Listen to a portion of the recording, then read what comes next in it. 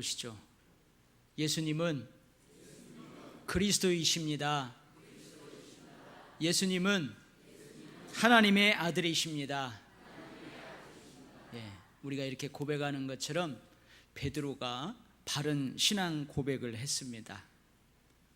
이 바른 신앙 고백을 들으시는 예수님께서 뭐라고 말씀하시냐면, 바요나 시몬아 내가 복이 있도다. 요한의 아들 시몬아 너가 복이 있도다. 이를 알게 하신 분은 하늘에 계신 아버지이시다. 혈육이 아니다. 그렇게 말씀하세요. 예수님에 대한 바른 신앙, 바른 믿음을 고백하는 베드로가 왜 복을 받은 사람인지 그 의미를 지난주 설교 시간에 저와 함께 은혜로 나누었어요. 표면적으로는, 겉으로는 내가 믿고 싶어서 믿은 것처럼 보이지만 사실은 보이지 않는 성령님의 역사하심이 있었습니다. 결과적으로 예수님이 하나님의 아들로, 나의 구원주로, 나의 주님으로 믿어지는 믿음은 하나님의 뜻과 섭리로 말미암습니다. 하나님의 예정하시고 선택하시고 부르심이 있었기 때문입니다. 그래서 예수님이 믿어지는 사람, 하나님이 믿어지는 사람, 천국과 지옥이 믿어지는 사람은 하나님께 가장 큰 복을 받은 사람이요 하나님께 가장 큰 선물을 받은 사람입니다. 할렐루야. 그런데 가장 큰 복을, 가장 큰 선물을 받은 베드로가 얼마 안 있어서 예수님에게 가장 큰 책망을 들어요. 기분 나쁜 책망을 들어요. 나 같으면 너무너무 상처 많이 받을 것 같아요. 사탄아, 베드로 너는 사탄이다. 내 뒤로 물러가라. 베드로야, 너는 나를 넘어지게 하는 자다. 내 뒤로 물러가라. 믿어지게 하는 믿음을 가진 사람, 바른 신앙 고백을 한 사람, 하나님께 가장 큰 선물, 가장 큰 축복을 받은 사람도 순간 예수님을 넘어지게 하는 사탄으로 돌변할 수 있다는 말씀이에요. 그런데 오늘 예수님께 이렇게 큰 책망을 들었던 베드로, 예수님을 넘어지게 하는 사탄이라고까지 하는 이 책망을 들었던 베드로가 사도행전에서는 전혀 다른 모습으로 나타나요. 복음서에 기록된 베드로의 삶하고는 전혀 다른 위대한 사도의 삶을 사도행전에서는 보여줍니다. 큰 책망을 들은 이후 베드로가 뭔가 해답을 찾은 것입니다. 순간일지라도 예수님을 넘어지게 하는 사탄이 아니라 가장 큰 선물, 가장 큰 축복을 받은 제자가 될 수 있을까? 이 물음에 대한 해답을 찾은 것입니다. 그래서 제가 이 베드로가 기록한 베드로 전후서를 잘 읽어봤어요. 아마 베드로가 기록한 베드로 전후서에 그 답을 기록해 놓고 있지 않았을까? 그 해답을 기록하고 있지 않을까? 그래서 저도 설교 준비를 하면서 베드로 전후서를 다시 싹 읽어봤어요. 근데 베드로는 먼저 이것을 기록합니다. 하나님께서 주신 가장 큰 선물, 가장 축복인 믿어지게 하는 이 믿음이 얼마나 귀한지를 기록하고 있어요. 너희 믿음의 확실함은 불로 연단하여도 없어질 금보다 더 귀하여 예수 그리스도께서 나타나실 때에 칭찬과 영광과 존귀를 얻게 할 것이니라. 예수를 너희가 보지 못하였으나 사랑하는도다. 이제도 보지 못하나 믿고 말할 수 없는 영광스러운 즐거움으로 기뻐하니 믿음의 결국 곧 영혼의 구원을 받음이라. 할렐루야. 우리 집에요, 금덩어리가 막 금괴가 가득 채워 있어요.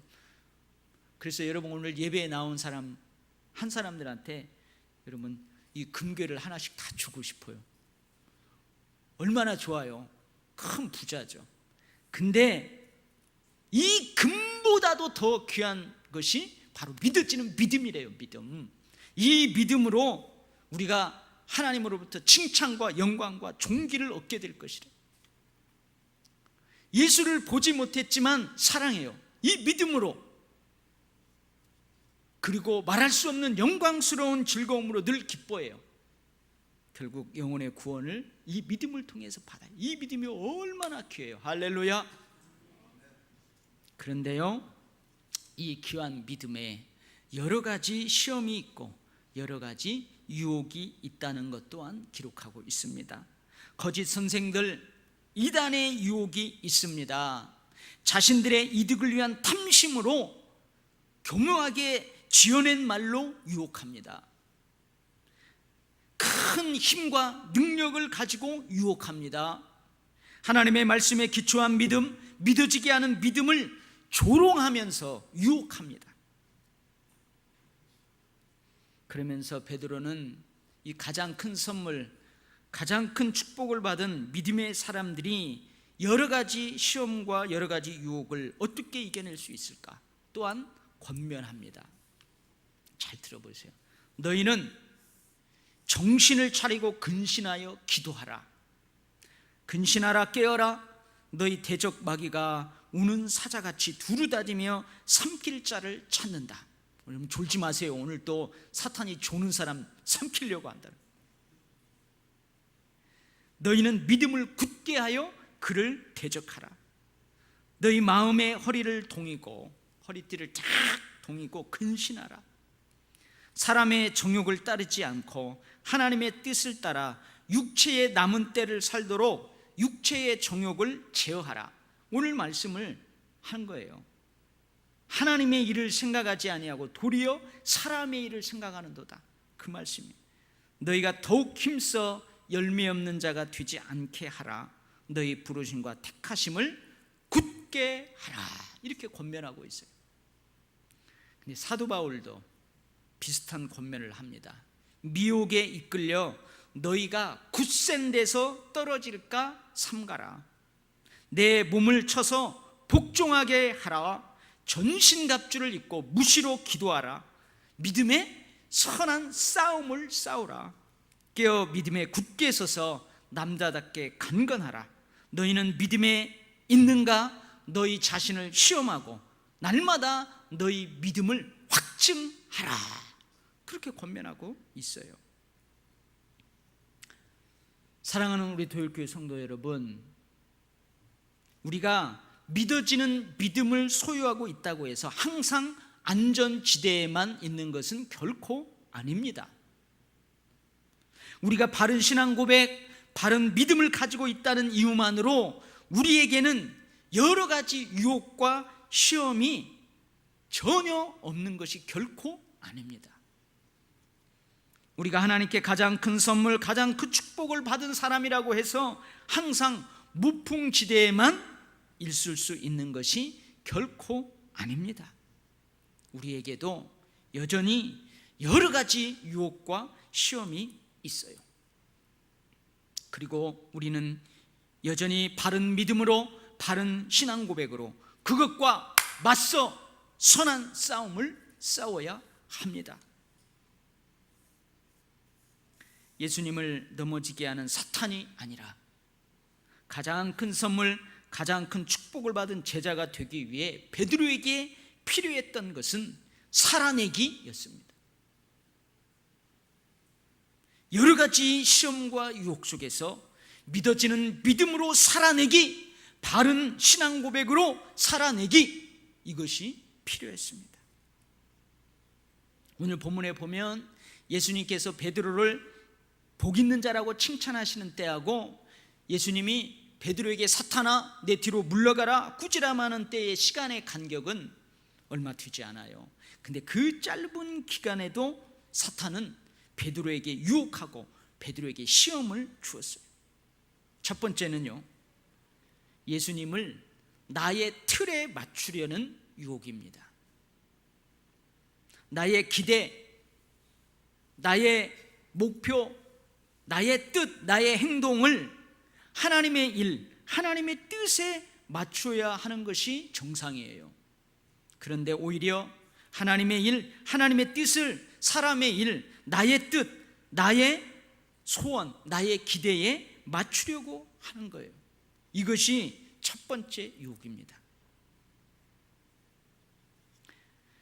예수님은 베드로의 바른 신앙 고백이 있은 후에 처음으로 제자들에게 예수님께서 많은 고난을 받게 될 것을 드러내셨어요. 알리셨어요. 그동안은 숨겨오셨는데 죽임을 당하게 될 것을 알려주셨어요. 제3일에 살아내게 될 것이라는 것을 알려주셨어요. 그런데 베드로가 이 말씀을 듣고 예수님을 꾸짖듯이 예수님에게 항변해요.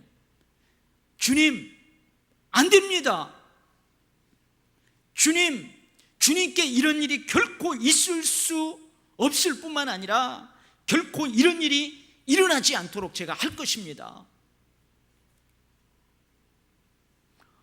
어쩌면 인간적으로 보면 베드로는 훌륭한 제자예요. 아니, 나의 스승님이 고난을 당한다고 하니, 나의 스승님이 죽임을 당한다고 하니 3일 만에 살아난다는 이해할 수 없는 말씀을 하니 어떡하겠어요? 제자된 도리로서 안 되죠. 내 스승이 죽는다뇨, 내 스승이 고초를 당한다뇨, 안 되죠. 인간적으로 보면 어떻게 보면 지극히 정상적인 말이고 행동이에요. 예수님은 그리스도로서, 하나님의 아들로서 온 인류의 속죄를 위해 자신의 생명을 대속물로 주기 위해서 이 땅에 오셨어요. 온 인류의 죄를 온몸에 지시고 단번에 영원한 속죄제물로 자기 생명을 드리기 위해서 이 땅에 오셨어요. 이것이 예수님을 이 땅에 보내신 하나님의 뜻이고 하나님의 계획이고 하나님의 목적이에요.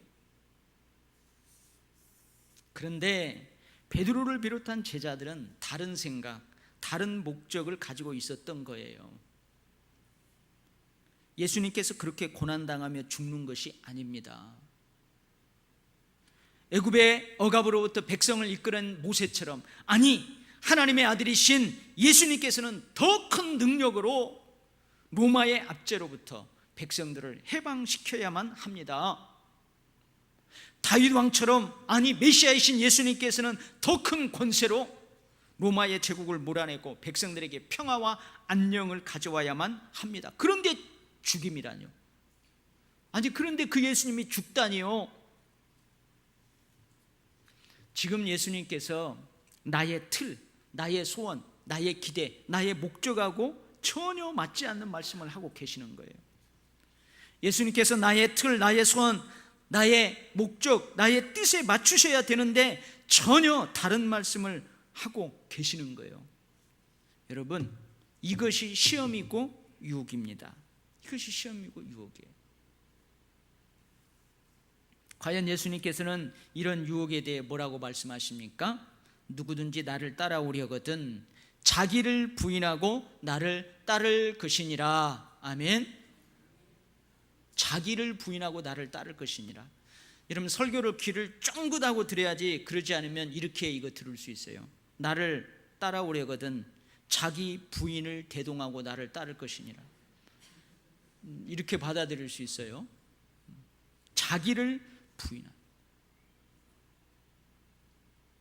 하나님의 뜻대로가 아닌 나의 틀, 나의 원대로 하고자 하는 그 유혹을 이겨내는 것은 자기를 부인하는 것입니다. 이러한 유혹 속에서도 자기를 부인하는 삶 살아내기를 해야 합니다. 내면 깊숙이 숨겨진 이기적인 욕망, 이기적인 나의 욕망, 내 중심적인 생각과 주장과 여러분 맞닥뜨려서 선한 싸움을 싸워내야 합니다. 하나님의 일과 하나님의 뜻을 거스리는 부패한 나의 이성과 감정과 의지를 철저하게 제어해야 합니다.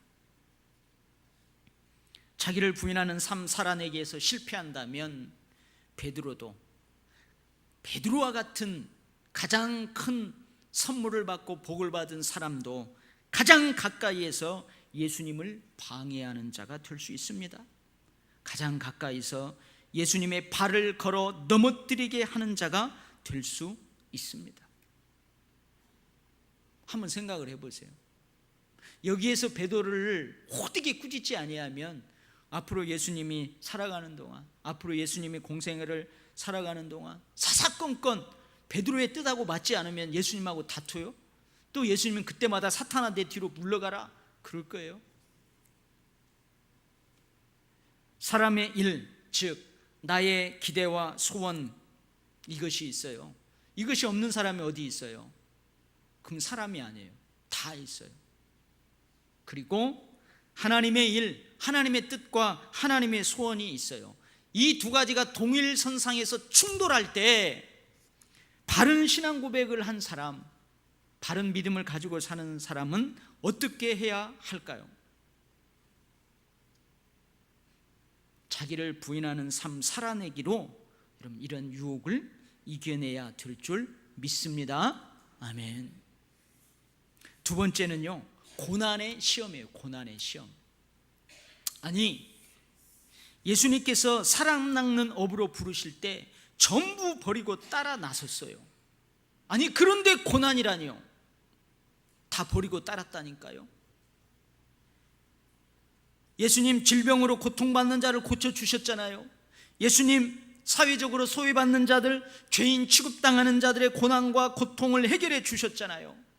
그런데 우리는 다 버리고 주님을 따른 사람이에요. 주님 나라에서 좌우편에 앉는 영광이어야지 고난이라니요, 역경이라니요.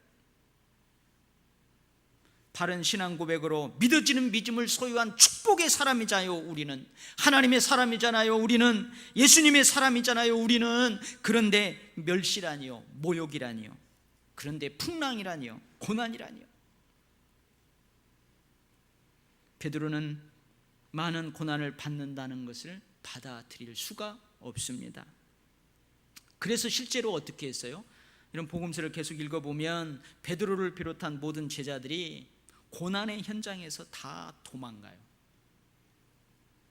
예수님께서 얼굴에 침뱉음을 받으며 모욕과 멸시를 그렇게 받으며 신문당하는 그 현장에서 나도 저렇게 당하면 어떻게 될까? 나도 저렇게 당하지는 않을까 해서 예수님을 저주하며 배신했습니다. 배반했어요.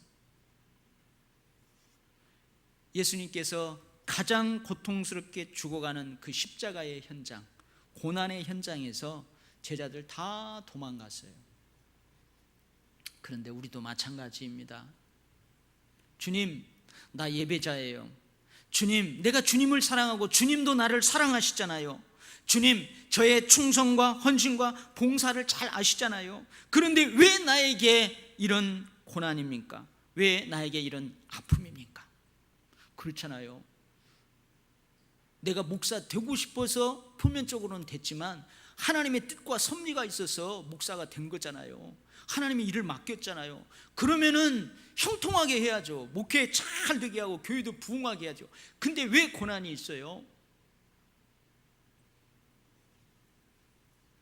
왜 나에게 이런 아픔이 있어요?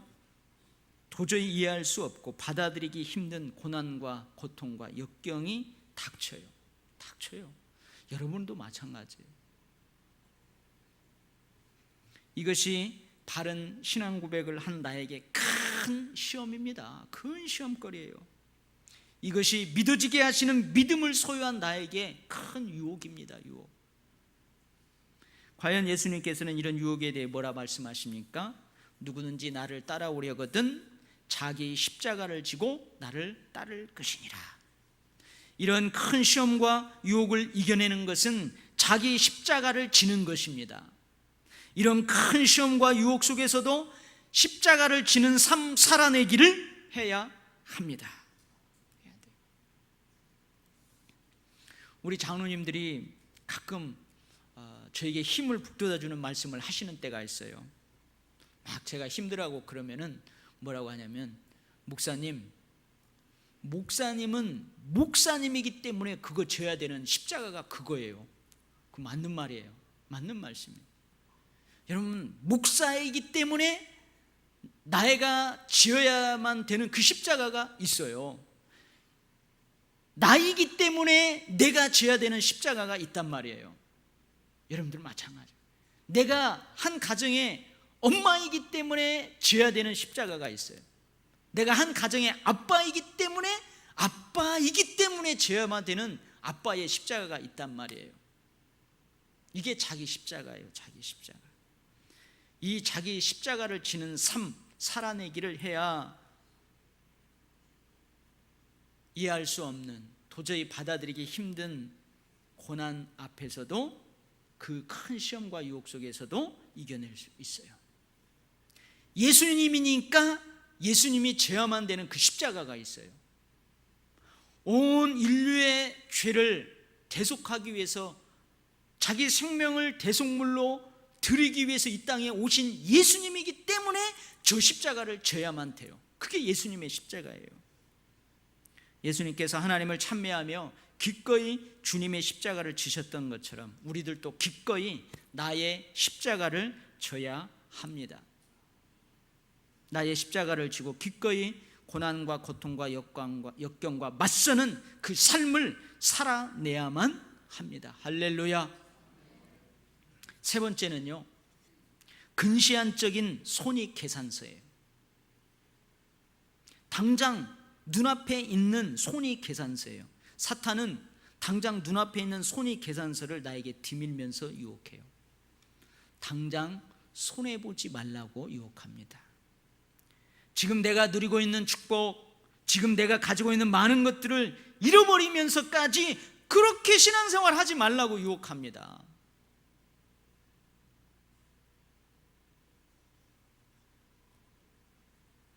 그래도 내가 이 땅에서 살아있는 동안 그걸 누려야지, 그것을 지켜야지. 내가 살아있을 동안 이 땅의 기름진 축복을 누리고 지켜야지. 하늘의 신령한 축복이 무슨 소용이야. 멀리 보지 못하게 합니다. 이 땅에서 생명이 끝난 이후 죽음 너머에 있는 천국을 보지 못하게 합니다. 근시안적인 손익계산서를 보고 너무나 간사한 우리들의 그것을 꿰뚫어 보는 거예요. 먼 일을 하기 전에는 이 일이 되면 내가 하나님 앞에 11조도 드리고 내가 봉사도 하고 다 그러는데 그거 일이 성사되면요, 언제 그랬냐는 듯이 당장 눈앞에 있는 손익계산서로 따지는 거죠. 당장 내 눈앞에 있는 고난, 당장 내 눈앞에 있는 이익만을 보게 합니다.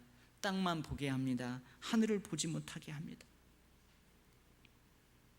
이 땅에서의 고난과는 좋게 비교할 수 없는 온전하고 완전한 영광을 보지 못하게 합니다. 이 땅에서의 짧은 생명하고는 비교조차 되지 않는 천국에서의 영원한 생명을 보지 못하게 합니다.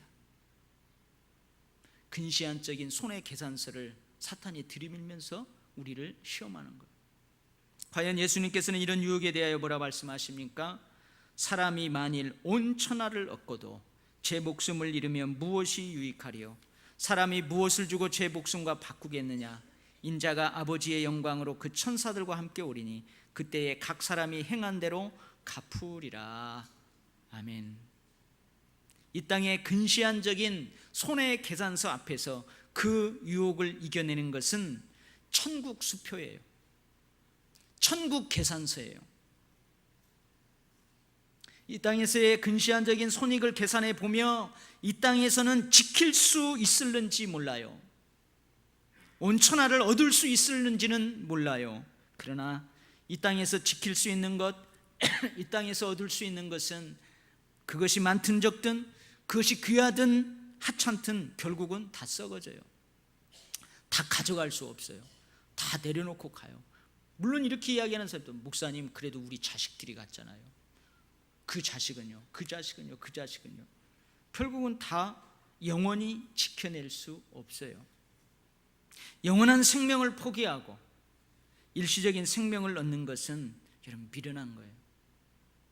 미련한 거죠. 멀리 있지만 곧 나에게 가까이 다가올 천국 소망, 천국 상급, 천국 영광을 바라보십시오. 이 땅에서 썩어질 것들로 저 천국에서 썩지 아니하실 것을 거두는 삶 살아내기, 이것은 근시안적인 손익계산서로 유혹하는 사탄의 유혹을 이겨낼 수 있게 합니다. 할렐루야. 베드로는 베드로전서 1장 5절에서 이렇게 말하고 있어요. 너희는 말세에 나타나기로 예비하신 구원을 얻기 위하여 믿음으로 말미암아 하나님의 능력으로 보호하심을 받았느니라. 이 베드로가 체험한 거예요. 베드로가 체험하고 이야기하는 거예요. 믿음으로 살아내기 할 때, 믿어지는 믿음, 바른 신앙 고백으로 살아내기를 할 때 하나님께서 능력을 주신대요. 하나님이 지켜 보호해 주신대요. 할렐루야. 사도 바울은 디모데후서 4장 7절 8절에서 이렇게 말하고 있습니다. 나는 선한 싸움을 싸우고 나의 달려갈 길을 마치고 믿음을 지켰으니 이제 후로는 나를 위하여 의의 면류관이 예비되었으므로 주 곧 의로우신 재판장이 그날에 내게 주실 것이며 내게만 아니라 주의 나타나심을 사모하는 모든 자에게도이니라. 하나님으로부터 난 믿음이라 할지라도 그 믿음을 지키기 위해서 여러분 치열한 선한 싸움을 싸웠대요. 달려갈 길을 달려갔대요. 그것을 지켜냈대요. 이게 살아내기예요. 싸우며 달려가며 지켜내는 이 살아내기를 한 모든 이에게 의의 면류관, 승리의 면류관이 주어진대요. 할렐루야. 사랑하는 성도 여러분, 우리에게도 여러 가지 유혹과 시험이 있습니다. 있어요. 우리가 하나님으로부터 난 믿음, 가장 큰 선물인 믿음, 가장 큰 축복인 그 믿음을 가지고 산다고 해도 여러 가지 시험과 유혹이 우리를 비켜가는 게 아니에요. 안전지대에만 있는 게 아니에요. 오늘 주님께서 우리에게 말씀하시는 살아내기를 통해 우리가 믿음에 있는가, 우리 자신을 시험해 보아야 돼요. 우리 자신이 믿음에 있다고 날마다 확증할 수 있어야 돼요. 할렐루야. 저와 여러분 모두가 주님께서 거룩한 천사들과 함께 영광으로 오실 때에, 그때에 부끄러운 사람이 되지 않도록 살아내기를 잘할 수 있기를 주의 이름으로 축원합니다. 아멘. 기도하겠습니다. 하나님 감사합니다. 베드로도 순간 가장 가까이에서 주님을 넘어지게 하는 그 사탄적인 행위를 했다면 우리들이야 오죽하겠습니까? 주님, 바른 신앙, 바른 믿음을 고백한 베드로에게 살아내기가 필요했던 것처럼 하나님, 우리도 살아낼 수 있게 하여 주시옵소서. 그래서 주님 앞에 서는 그날까지 예수 그리스도의 제자로 늘 승리케 하시고 예수 그리스도를 넘어지게 하는 자가 아니라 하나님의 나라를 무너뜨리는 자가 아니라 하나님의 나라를 세우고 예수님을 세워가는 저희들의 삶이 되게 하여 주시옵소서. 예수님 이름으로 기도하옵나이다. 아멘.